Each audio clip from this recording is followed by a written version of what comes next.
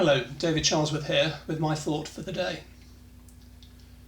Growing up as I did in Derbyshire, I knew from my earliest years about a small, beautiful village in the Peak District by the name of Eam.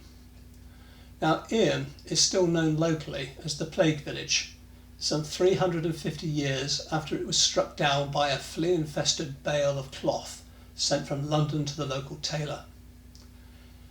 Led by their priests, the villagers decided not to follow the usual path of fleeing the plague, but instead decided to stay put and self-isolate the village.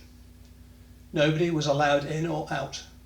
Food and goods were left at the village boundary and paid for by leaving money in a hollowed out stone filled with, hopefully, disinfecting vinegar. This was done in the belief that any sacrifice they made was earthly and their reward would be in heaven. And what a sacrifice it was.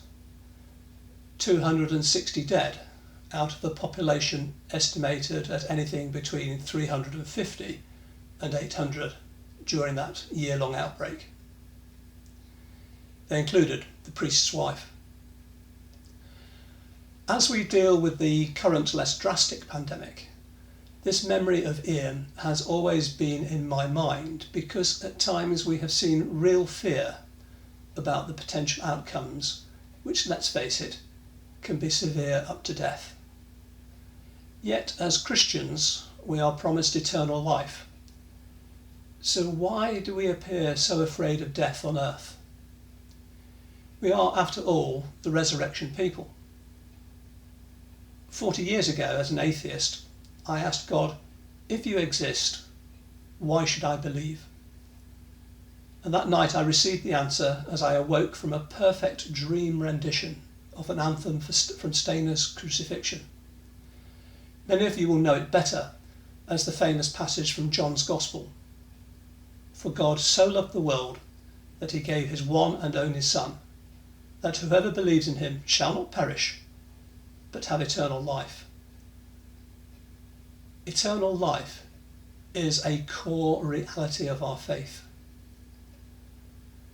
The people of Eam lived their lives and bore their earthly deaths in the confidence of that eternal life. They were not reckless or unthinking of others, quite the contrary.